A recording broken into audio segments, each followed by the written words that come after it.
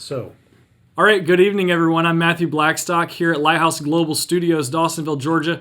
We're really excited today because this is something we haven't done in a long time. We are taking a missions trip, and I've got a few friends here with me today, Robert Canfield and William Gordon, and we're going to be talking to you about this missions trip to Africa coming up here in just about 2 weeks. So, the country in Africa is Burkina Faso. Robert, tell us about the country. Tell us what we're going to be doing. Let the viewers know kind of what the plan is. so Burkina Faso, if you were looking on a map, it'd be on the west coast. And it's not on the coast, actually. It's a landlocked country. It's there right below the Sahara Desert. It's really poor. Whenever we get to go there, you're going to see there's not going to be a lot of trees. It's going to be really dusty. But I'm pretty excited to show you guys some pretty awesome people there.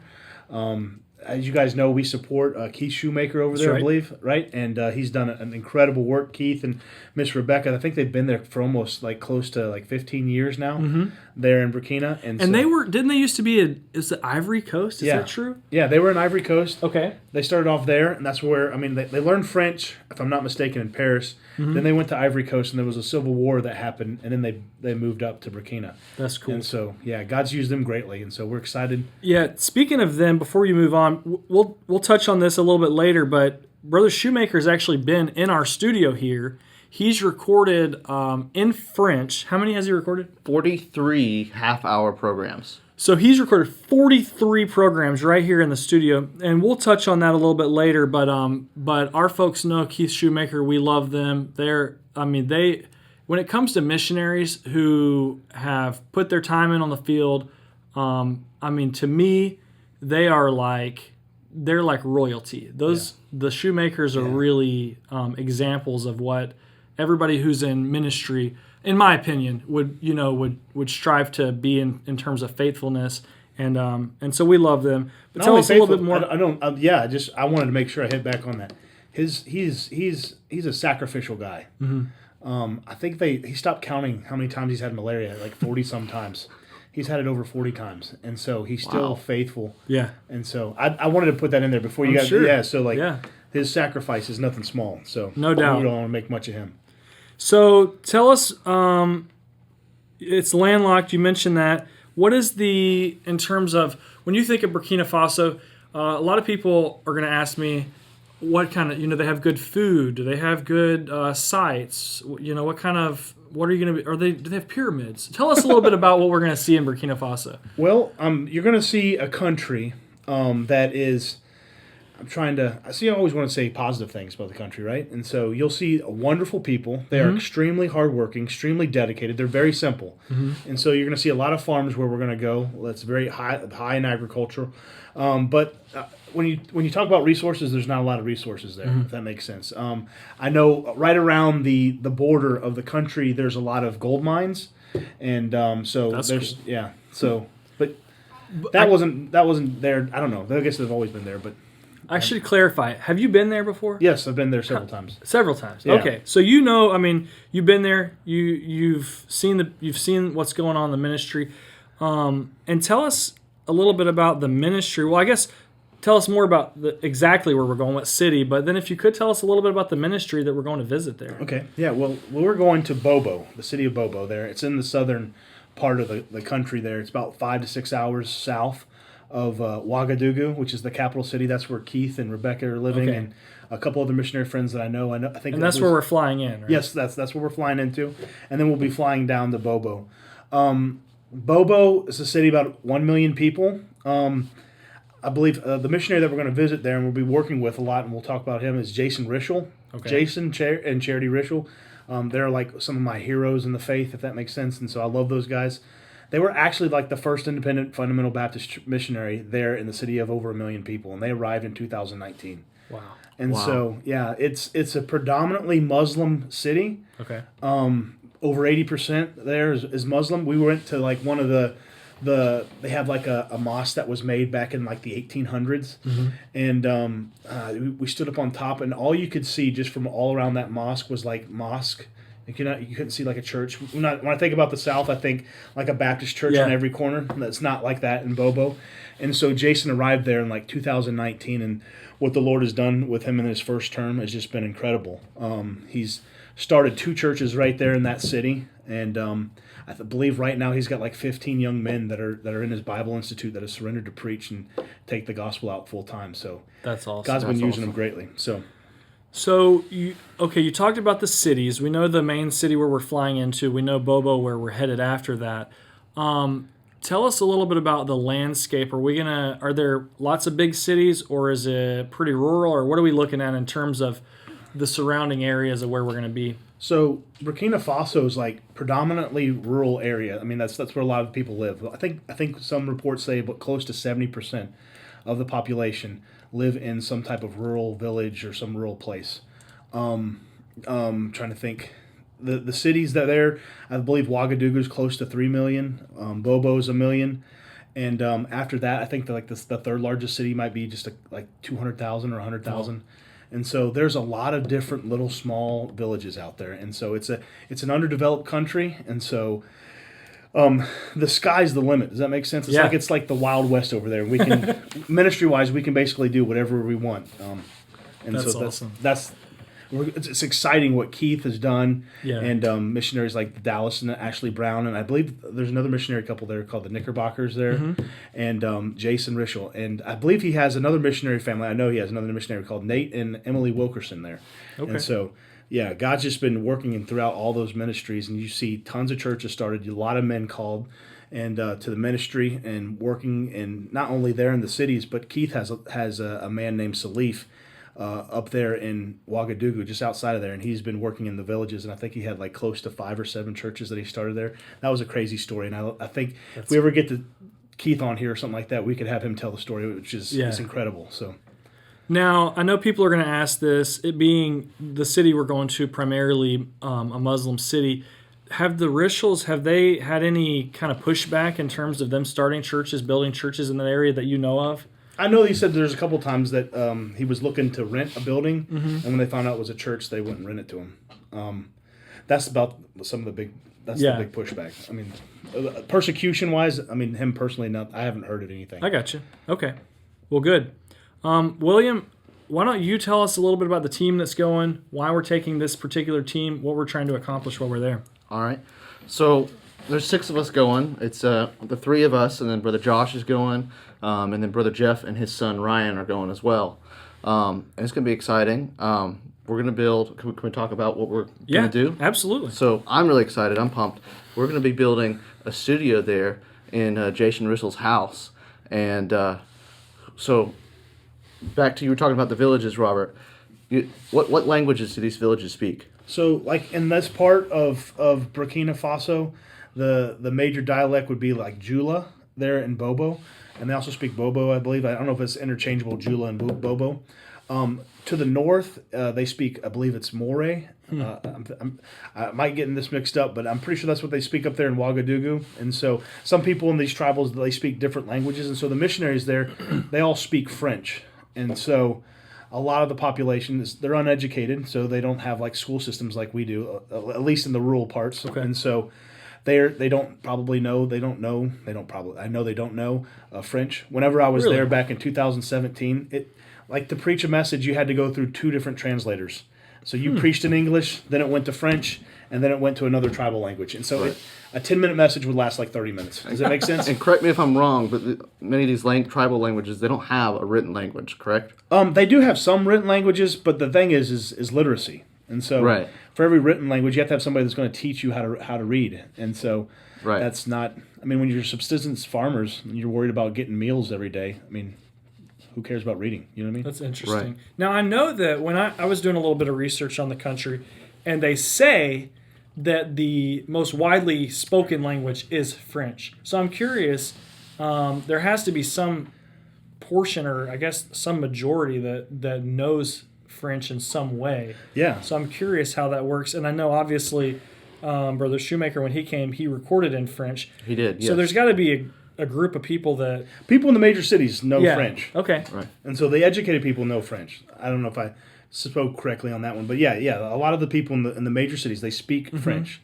But even in the services, they have translators inside the services in different languages. It's pretty cool. That's interesting. So to me, one of the most exciting things about what we're doing is so we're going to build a studio so they can record gospel programming, right? Like we do here in Lighthouse Global Studios.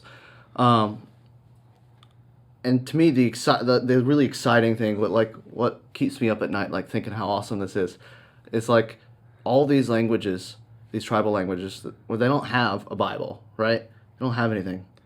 And we can take some of these preachers who speak these languages and record them. They don't have to fly here. We don't have to pay for a plane ticket for them to get here and have somebody else to come with them to translate from French to here. They can go to Brother Jason's house and they can record the gospel in all these tribal languages for people who many of whom have never heard the gospel before. There's nothing in their language, correct? Yeah. There's no Bible. My knowledge, yeah.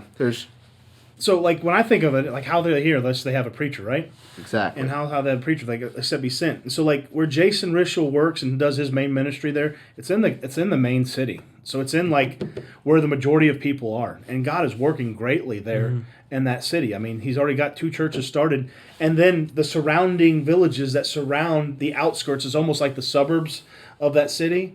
I believe he's got like a couple more, like either 2 or 3 more places where he could start a church right now. Yeah. And so that's pretty exciting. That's huge, right? Yeah. I mean, like in the first 4 years, you already have 2 churches that are running. You have a Bible Institute of over 15 guys, and you have villages surrounding the city that you could have potential churches. Yeah. But when I think about it, I think about the people that are beyond the cities. Does that make sense? Yep.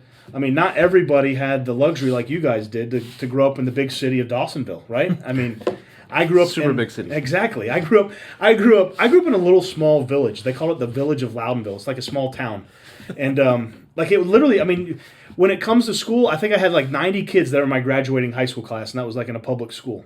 I mean, it was so rural. I mean, we had Kiss the Pig Day. Does that make sense? Or drive the tractor to school, and like literally, I'm not even joking. That's I don't want to tell the teacher, but we were in like horticulture class, and he says, I need a pruning utensil. And he knew that everybody was wearing a pocket knife, and so he was just waiting for a kid to give a pocket knife. So I grew up in a little rural area, and when you think about it in missions, the missionary's not going to the small towns. It doesn't make sense, a town of 2,000 people. They go where the majority of people are. D.L. Moody says you go to the peaks, the hills, the mountains, and it trickles down. And so they'll go to like cities like Atlanta, or maybe Savannah, you know what I mean, where there's a large population. And I often think whenever a missionary goes to a city like that, I think about, well, what about the people in the small rural areas? I mean, what about them? And specifically there, especially like in Burkina Faso, I can't wait to take you guys there and you guys get to see these villages. A lot of these places, they don't have electricity. Running water is a luxury. Does that make sense? Yeah. Like when I mean running water, I mean like a pump. Yeah. You know what I mean? There was one spot that we went to back in, I think it was 2017. They would literally get their water from a mud puddle. And at one time during the... It's kind of hard for us to even imagine that. I'm going back to the stat you said earlier, and now it's kind of like sinking in a little bit. 70% of the country is outside the city. So when we think of the city, we're thinking, the major populace, but really, if you get on a motorcycle and you just ride out into the middle of the desert, there's 70% of the people are out there. Yes. Yeah. And so I guess the big question that I have is, has anybody ever made it that far? How far are people making? How far, is what we're going to be able to do in recording these programs, and then we'll get to this in a second, but how we're going to get it out to those cities. How far has that programming, or has any gospel message ever made it into that desert? I don't know. When I was talking with Jason when I was there in 2021 in Bobo, there was a missionary alliance missionary that was a station that was there in Bobo, and they had a Bible college at one time, and so that was many, many years ago. The college now is, I believe it's a school, so it stopped being a Bible college. Mm-hmm. So it's ceased to produce preachers. Does that make sense? Mm-hmm. So we're in a new generation. And when we go there, you're going to find out there is very, very, very few Americans in that city. I think we'll find you'll be surprised to see anybody that looks like you. Does that make Sure, sense? yeah. And like when you travel around the world, you see a lot of people that travel. But in this area, there's you have to be intentional. Does that make sense? Yeah. And so Jason's there. He's doing a great work there in the city. He's got another missionary family, Nate and Emily Wilkerson. They're learning and training underneath him, and they're doing a great work. They're just a great people. Yeah. But like as you say, like out there in those villages, to my knowledge, I don't know of anybody that is being intentional trying to get the gospel to them. Yeah. And so, and again, I don't mean to discount anything that's happened. I hope I didn't come across that way. But it is exciting, like you said, that we may have an opportunity to take the gospel further in a country than it's ever gone. And I don't know that to be a fact, but there's a good possibility that if there's 70% of the country is outside the cities, then there's got to be a huge percentage who may have never heard, in the beginning God created the heavens and the earth. That's what you're dealing with. Yeah. So take us to your game plan. You run Taking the Light, your missions organization, and give us a 30,000-foot view of what Taking the Light is trying to do in Africa as a continent, aside from just Burkina Faso. So it's my desire to take the gospel there to the unreached. Does that make sense? The people that aren't being how would you say it? They don't have the gospel readily available. Sure. And so I want to make it available for them. Mm-hmm. So if I could just maybe go down a couple thousand feet and we could just zoom in what I hope to see there in Burkina Faso, because it is a dream. Yeah. And this is it's slowly we're seeing the steps that are coming, that it's going to be the dream is no longer, it's going to be reality. Yes, sir. And so like here in February, I believe it's was it February 5th through the 18th? That's when we're going, okay?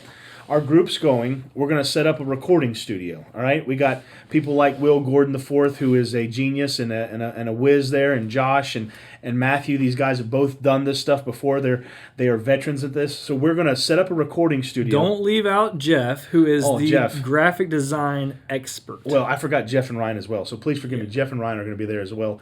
These guys are going to be able to teach and preach, and I'm excited about this whole thing. But this recording studio, we're going to be able to set up a station there. And right now it's going to be at his house just to keep it safe and so it doesn't get stolen or anything like that. But we're going to have that recording studio there so Jason can get, I believe, what we want to do is get television program and radio program to help Jason even reach further out into his city, right? And we have, like you said, those 43 programs that we have that will be able to put it on television stations, which is extremely exciting. Mm-hmm.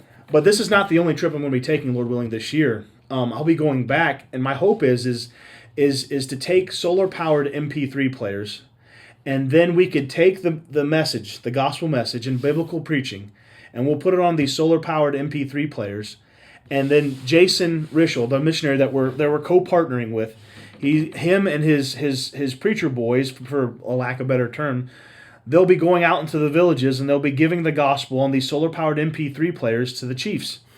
And so they'll be going and taking the gospel, taking the light there into rural places. Last year I was able to raise some funds. There were some churches that partnered with us and even people that partnered with us to help buy like motos and stuff like that. Mm-hmm. And so they have been hitting the villages surrounding the city, which is incredible. I think they had 27 villages that they hit, and they had like 3 groups of 3, and one of the villages, hopefully Jason will be able to tell us a little bit more when we get there back in February.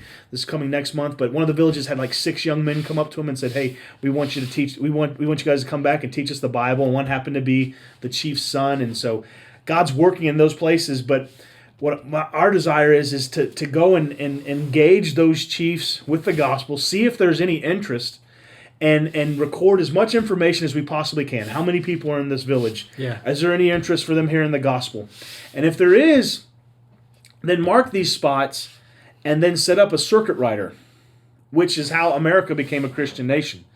And set up a preacher that would be on a moped or a dirt bike and go out to these villages and preach at these villages until we can establish a church there. And so that's the goal. We don't have a man for these places, but when you think about America, I mean, you turn on the radio, you can hear gospel preaching or gospel teaching somewhere.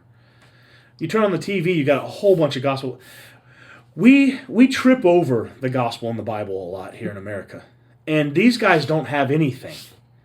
And I can't help but think, if I was born in Burkina Faso, would I have an opportunity to hear the gospel? Wow. Not even like would I accept, but would I even have an opportunity to hear? Yeah. And these people, they don't have electricity. I mean, unless we're intentional, does that make sense? Yep. Unless we devise a plan and not just have these big dreams, but like lay it out. And so, Lord willing, this coming year, our goal, and I've talked with Jason and partnered with them, is to start up a route where we can reach his entire state. So Bobo is the city. He has a state of about 3 million people. 1 million people live there in the city, but that means there's another 2 million people around the state. Mm-hmm. So how are we going to get the gospel there? Unless we intentionally send out these guys with the program that we have.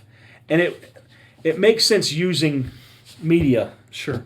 Because, it would be impossible to preach at every spot. But if we can give them the gospel, have the chief listen to the gospel, see if there's any inkling of desire, maybe that they could come back and set up some type of itinerant route and see if we can't have preaching spots until we can get some churches there and see men raised up to become pastors there. So that's kind of the goal there, and that's the exciting thing that we are looking forward to. So that's really cool.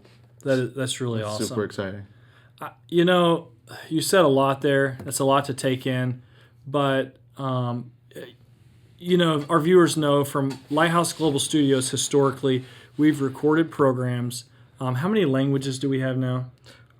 It's 26 or 27. I believe it's 27. So in the 26 or 27 languages we've recorded, we have a focus on trying to get those out, whether that be through television, radio, internet, which is a huge focus of 2023, is trying to take what we have and get it to the viewers.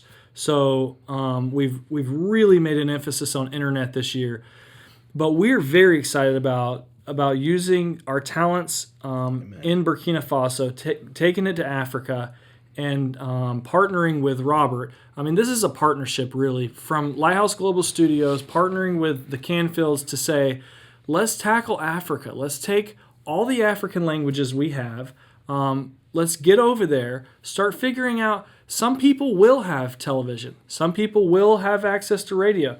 People who have cars may have a radio in their car. Some people will have internet. But some people we're gonna have to take it a little bit different way. And so that's what Lighthouse Global Studios is doing. We're focusing extremely heavily, especially this first quarter, on Burkina Faso.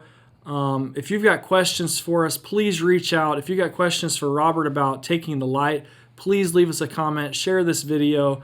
I'm sure we skipped something, but LGS, Lighthouse Global Studios, we are extremely excited about this opportunity. We thank you for letting us in on it. Honestly, this is going to be a big year in terms of taking the programs. Getting them out across the world. Give us a few, we talked about a few of our purposes there, but if you want to run through these bullet points, obviously we're going to set up the recording studio. And then what else do you have planned for us while we're in Burkina Faso? And we'll close out with that. Well, that's part of the awesome thing of this trip too, is we get to take men like Jeff Johnston, who's a assistant pastor here at Lighthouse Baptist Church. And I'm gonna use the fire out of him, if that makes sense. I'm gonna have him teach and preach. He's gonna be teaching there at the Bible Institute. He's gonna be preaching in these villages. I even asked his son this morning or this afternoon if he wanted to preach, and Jeff was hesitant to want his son to preach. No, I'm just picking. He's over there. He's like he's losing his mind. But no. His son said he's gonna preach, which is awesome to see a 17-year-old guy here in the States and having a part there on the mission field, especially out of our home church. That's pretty awesome. God's on the move here at Lighthouse Baptist Church, and so this is pretty cool. And so he's going to preach over there and teach over there and see the ministry that God is doing through the lives of Jason and Charity Rishel and Nate and Emily, all those people that are working there alongside him, and Keith. And it's just pretty incredible. Does that make sense? Yeah. They'll get to see firsthand. It's not just me just talking about it. They'll get to see all the excitement. But then also, while we're over there, that's why you guys are so vital, like Lighthouse Global Studio. I think there's so many people back here in the States. For the last couple years, with COVID and things like happening, like chaos, like people like totally destroying our cities. You know what I mean? It's been one thing after another of just like wham, wham, wham. And it's pretty stinking depressing after a while, is it not? Sure. And so to see what God's doing around the world and seeing testimonies and videos and how other people are and how other churches are still out there and they're worshiping God and they're going forward, I think it's going to be encouraging for the churches back here in the States as well. Yeah. And so I'm pretty excited. We'll be able to make some of those videos there, and man, God, I'm just really excited about this year. I'm excited about, the dream that I had, the desire that I had. God is now putting legs to it. Does that make sense? We're getting some traction, and I can't wait to see what the Lord's going to do here in 2023. Yeah, same here. Again, if you got questions, please reach out. As you can tell, we're excited. Be praying for us February 5th through the 18th. So we'll be taking off here on a Sunday evening. We'll be out 2 weeks, and we'll be coming back on a Saturday. Oh, yeah. And we'll be back in church Sunday morning ready to go. So Hey, can we tell them how they can help us out real quick? please do. So one thing you guys can do to help us out, or a couple of things, is number one, you can share this video. This will be on Facebook and maybe YouTube and some other places. Share this video. Go like our pages, Lighthouse Baptist Church, Lighthouse Global Studios, and Taking the Light with Brother Robert.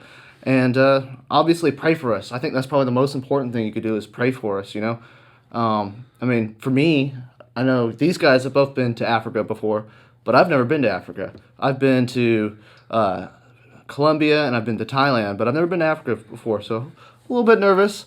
So I would appreciate your prayers, and I know my wife would appreciate your prayers. It's going to be hot. And Brother Josh is really worried about the weather. But just pray for us, Hey, it looks like Pray no that- rain. yeah, at least it won't rain. But pray for us. Pray that God really does a great work here. Pray for the missionary. Pray for Brother Jason Rischel and his family, and Brother Keith Shoemaker. And pray that God does something awesome. And pray that God fulfills this dream that Brother Robert has of taking the light to all these villages, these places that don't have the opportunity to have the gospel right now, the places where nobody is.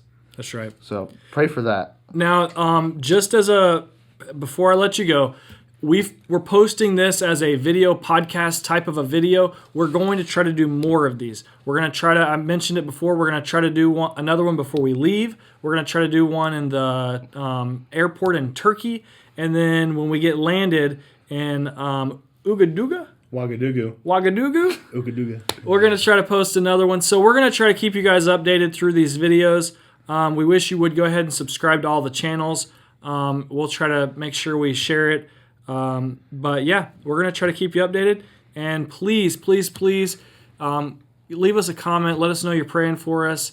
If you want to make a gift, you can send it to the church here and just make a note that it's for the Africa trip. We'll know what you're talking about. Otherwise, if there's nothing else, we appreciate it. Thank you guys for watching. If you're here still at the end, you're our hero. We'll talk to you later.